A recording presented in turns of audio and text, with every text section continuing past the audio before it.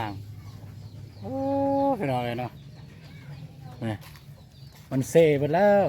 แอมก็บ่มีเห็นเนาะสินั่งขี่แนวนี้เนี่ยพี่ลึกแท้มันสิคนอื่นบ่เห็นบ่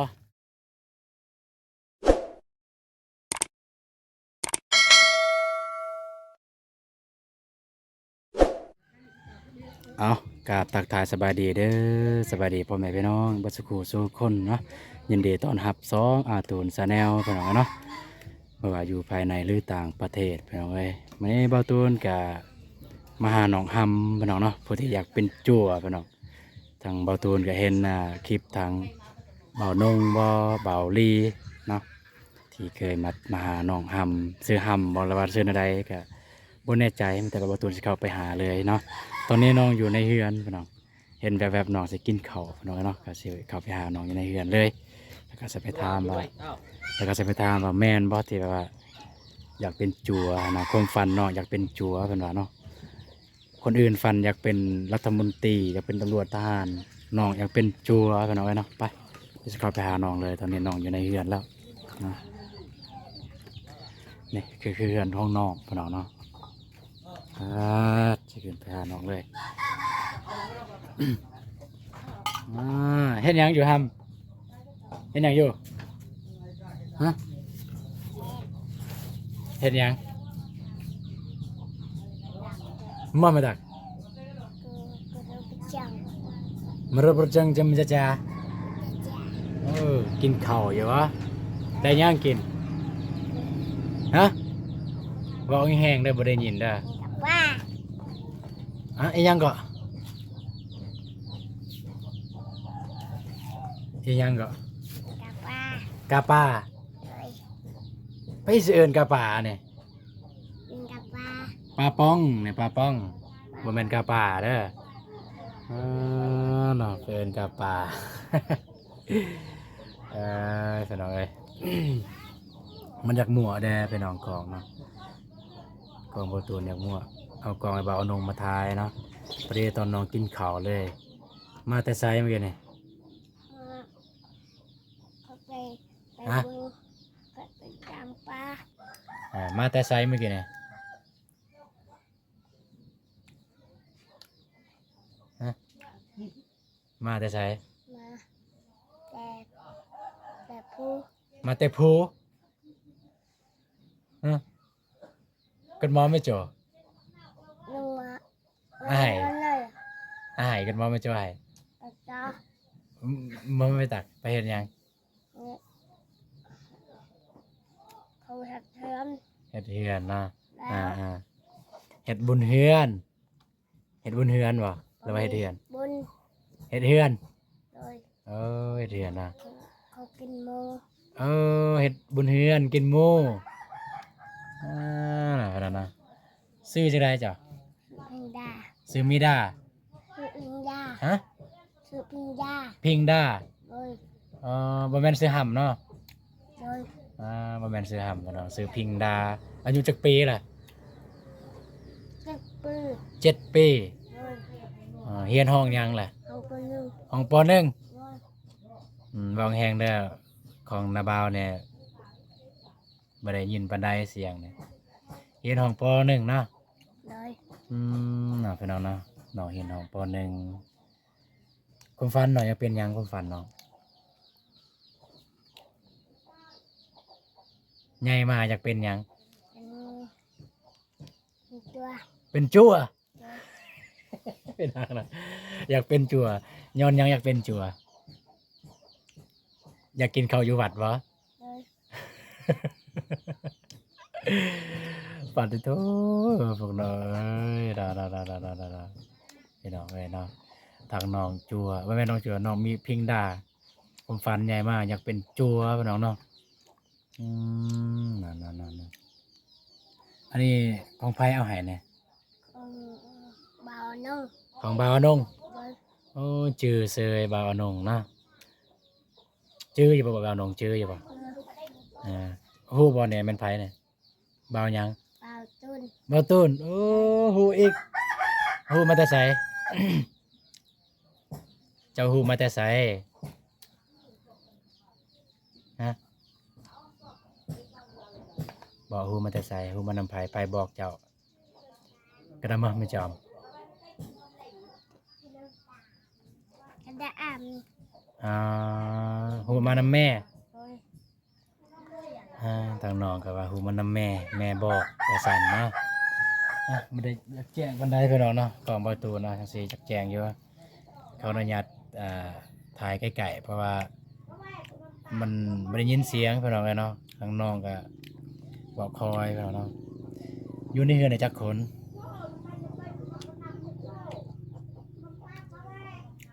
คน 7 คน โอ้ย มีไผแหน่ โอ้ยทอนไก่ ว่าเอาแห้ง ไก่ อ่า อ่ำกินได้ก้อน อ่า กู เพลงเดไม่ เออ เสะเวียงแหนบ่ให้มาขึ้นเหือนเด้อยินบ่ โอ้ย บ่ให้มาขึ้นไล่ให้มันลงไล่บ่เตะบ่เตะจับเออ ว้าวว้าวว้าว มาเนี่ย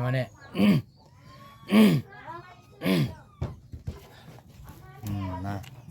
เรียนห้องป .1 นะ โอ้ย น่ะความฝันอยากเป็นจัวไปหน่อยเนาะตามความฝันของน้องพิงดาบ่ซื้อพิงดาเนาะ โอ้ย อยากเป็นจัวอยู่ในเฮือนในพ่อแม่เฮ็ดหยังอาชีพหยังเฮ็ดอาชีพหยังนะ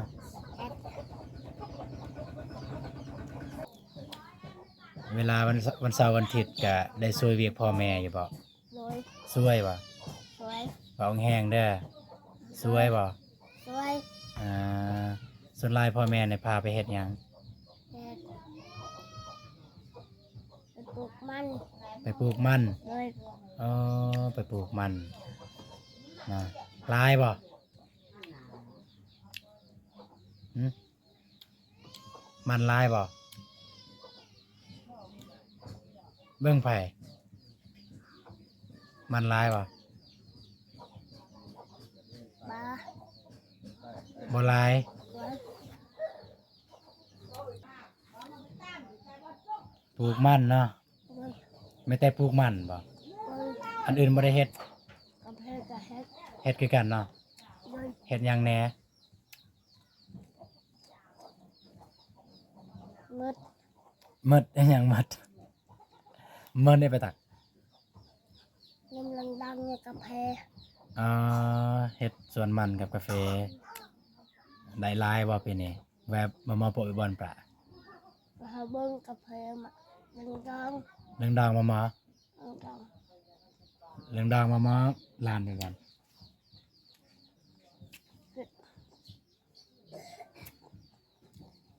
อืม ได้จากร้านปีนี้มันน่ะฮะได้มันจากร้านค่ะมันมาไอ้ร้าน มาล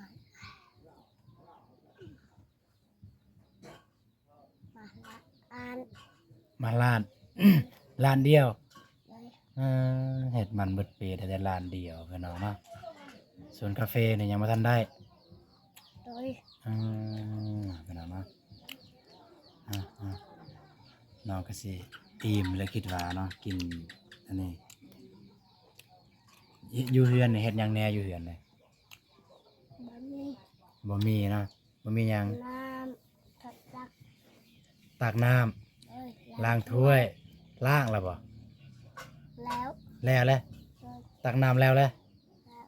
ตักน้ำแล้วได้ยัง แล้ว ใส่เบิ่งแล้วอยู่ใส่แล้วคือเป็นตุกเป่าอยู่หั่นนี่นะพี่น้องน้องอยากได้หยังตอนนี้ แต่แฮน ฮะ แฮน อยากได้เฮือน เอ้ย หน่อยๆอยากได้เหือนเป็นหยังว่าอยากได้เหือนนี่แหละเป็นหยังเหือนนี่ มันเปียก มันเปียก โดย โอ้โหคือเวลานอนแล้วฝนตก มันหัว มันเปียกนั่นวะ โดย นั่นเป็นเนาะทางนอกว่า เวลานอนแล้วฝนตกแล้วมันหัวหนามันหัวไปหน่อยเนาะทางเหือนนอกมันก็บ่เห็นมีปล่องมีหยังแต่ว่ามันหัวมันว่าเนาะเวลาฝนตกเปียกแหละผู้เจ้าไปอยู่ไส อยู่นั้น อยู่นั่นอยู่ไส อยู่หัน ลีไปอยู่ห้านลีไปอยู่เรือนข้างๆอันบ่ เออ โดยแม่นโดย ก็คือพี่น้องทางน้องก็เว้าลาวบ่อยากเว้าภาษากลางบ่อยากเป็นปานใดพี่น้องเนาะก็เว้าตูนถามว่าฝนตกมานี่ไปอยู่ไสคันมันตกแห้งจังซี่นะเราก็ว่าไปอยู่พุ่นไปเพราะว่ามันมีเรือนข้างๆเนี่ยลีไปอยู่พุ่นเป็นตาลุต้นเนาะน้องเนาะเวลาฝนตกก็ลีไปอยู่พุ่นน้องกำลังกินข้าวอยู่เนาะของพวกน้องในเวลาสมมติอยากถ่ายเบาถ่ายหนักไปถ่ายอยู่ไส อยู่หัน มีห้องน้ำบ่ บ่ บ่มี อันอยากห้องน้ ห้องน้ำแบบใดห้องน้ำพวกเจ้าได้แอมอยู่บ่ได้แวนเป็นตะเด็ดไร ำบ่ แวนเป็นตะเด็ดไรแวนตะเด็ด นี่กาจริงยาว โอเคบ่ตูนถามนี่ได้แอมอยู่บ่ห้องน้ำมาว่าก็บ่มีก็มันเน่ามันเปื่อยเบิดล่ะเนาะกินข้าวเจ้าก็บ่ส่วนบ่าวกินข้าวนำบ่เจ้าก็บ่ส่วนข่อยกินข้าวนำ จริงเด้อ เอากิน บัดนี้จึงส่วนเนาะส่วนแต่ตอนแรกเลยสิกินข้าวกับมาเด้อบ่าวกินข้าวเด้อนั่นน่ะว่ามันตัวเองกินแล้วแหละจึงส่วนเนาะนี่บ่ได้เด้อเทื่อหน้าเนี่ยคันแขกคนมาเฮือนมาซ่านก็ส่วนแขกคนกินข้าวเด้อยินบ่ โดย นะเจ้าลูกผู้ที่เท่าใดเจ้ามีอายบ่ โดยเป็นไอ้ โทยแล้วก็ไผอีก ห้องมันทำกัน ทงทำกัน ทำกัน อีหยังทำกันกินหมากางแห่มาจากแก อันนี้หมดเจ็ดแล้วเนี่ย บัดเลยไปเจ็ดแต่บ่เอาหม่องยังไงไป เท่าไอ้เท่าอันเริ่ม มีอาย2 คน โดย แล้วก็เจ้าบัดนี้น้องได้มีบ่ไว้แอมไหม กะ กะฮะ โดย บ่มีน้องเจ้าลูกหล่ะ โดย ลูกหล่ะอยากเป็นจัวเพิ่นเอาเนาะทางพิงดาสื่อพิงดาแม่นบ่ โดย เฮียนเก่งบ่เฮียนคันคันบ่าวให้เขียนชื่อบ่าวเนี่ยเขียนเป็นอยู่บ่บ่าวตูนเขียนเบิ่งมีหยังแหน่บ่าวตูนมีหยังแหน่เอาเป็นบ่บ่เป็น น้องน้องบ่เป็นเห็นว่าเนาะสิเขียนชื่อบ่าวตูนก็บ่เป็นเอ้ามีแต่ว่าให้น้องกินข้าวก่อนหลังจากก็สิให้น้องพาไปเบิ่งห้องน้ำพี่น้องเอ้ยห้องน้ำของน้องเป็นแนวใดทางเฮือนก็ประมาณนี้แหละพี่น้องเฮือน3 บ้าน 2 เพิ่นก็แอมผักกาดจาดมุงสังกะสีแต่ว่าน้องว่าฝนตกก็หัวเบิดเพิ่นว่าพ่อแม่น้องไปไสพ่อแม่จะไปไสพ่อแม่ได้ไปไสพ่อแม่ ไปสวน ไปส่วน โดย เจ้าเคยบ่ไปใครเหียนบ่แล้วมันอะไร บ เฮียนบ่ เลยบ้า บ่ได้เฮียน แอน อ้าว นี่วันเทศ วันเทศบ่มื้อนี้ เลย วันศุกร์มื้อนี้ เขาพัก พัก เลย ผักดุหลายเนาะ เลย วันศุกร์ก็พักเนาะคักเฮียนเจ้าคักอิ่มแล้วบ่นี่ อิว อิ่มเมียนซั่นลองเนาะ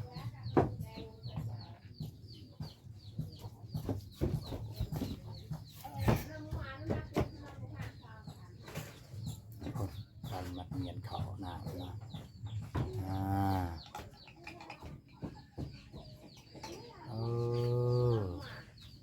มานั่งโอเคไปพาบ่าวไปเบิ่งห้องน้ำไปพาพวกน้องพ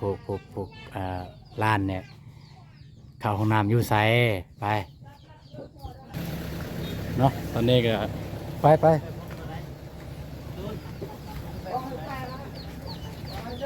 ตอนนี้ก็น้องกันพาไปเบิ่งห้องน้ำไปทางใดเนาะ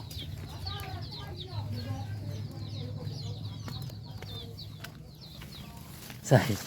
ปอนติโตอยู่นี่บ่ขี่อยู่นี่บ่ขี่ทายเบายังอยู่นี่บ่ใส่ลองไปนั่งให้เบาเบิ่งว่าขี่แนวใดเอ้าไปสมมุติว่าไปขี่แนวนั้นเลยบ่อยู่นั่งละยันละนั่งสิถ่ายนั่งโอ้พี่น้องเลยเนาะนี่มันเซ่ไปแล้วแอมก็บ่มีเห็นเนาะสินั่งขี่แนวนี้เนี่ยพี่ลึกแท้มันสิคนอื่นบ่เห็นบ่เวลาขี่นี่คนอื่นบ่เห็นบ่เห็นเนาะก็สิโตเพิ่นเอาเนาะพี่ลึกพี่เหลือทางน้องเพิ่นเนาะไปอยู่เทิงไปเนาะอันนี้บ่อนอาบน้ำบ่เนี่ย เลย มานั่งนี่บ้าง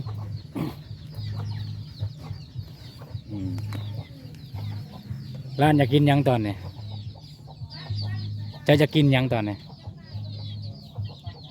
ฮะบ่ อยากกินอยากกินอีหยัง อยากกิน อยากกินหยัง อยากกิน ฮะ น้ำ ขนม ได้ อยากกินขนม ได้ ไปเลือกเอาขนมเลยไปใส่น้องพิงกี้ไปเลือกขนมนะไป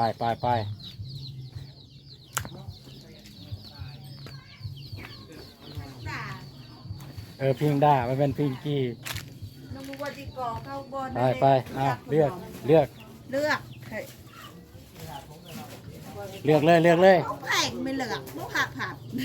บัดละเลือก ฝนตกเลยเนาะ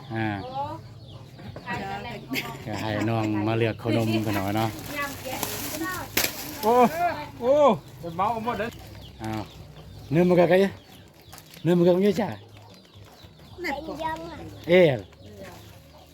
มาไม่ได้เขาไปแล้ว ให้น้องมาเลือกเอาขนมน้องก็จะกินขนมกันเนาะ จักท่องจะจักใดนี่บ่เอาตัวนี้บ่นี่เนี่ยเราข้าวเลยบ่ย่างบ่ ย่างบ่ นี่บ่ด้านตัวอีกนี่บ่ บัดละ นี่บ่ ย่างบ่มืดบ่เลือกนี่บ่ฮะ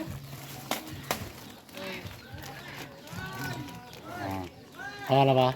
ข้าวแล้วบ่สนุย่างบ่ย่างงูลายเนาะเจ้ากินขนมเนาะ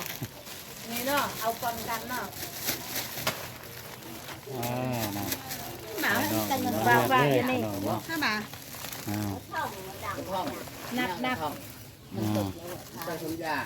ตักหนักก็เลย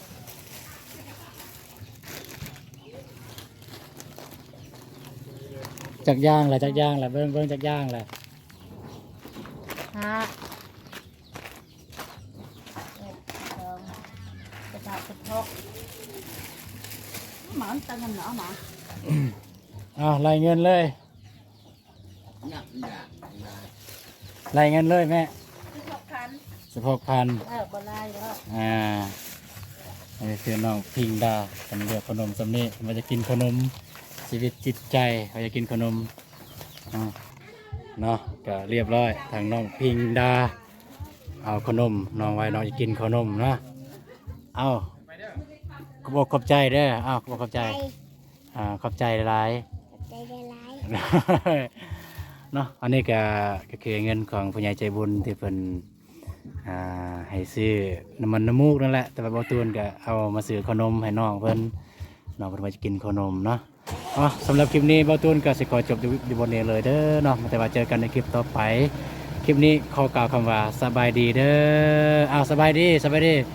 เด้อบ๊ายบายบ๊ายบายบ๊ายบายบ๊ายบาย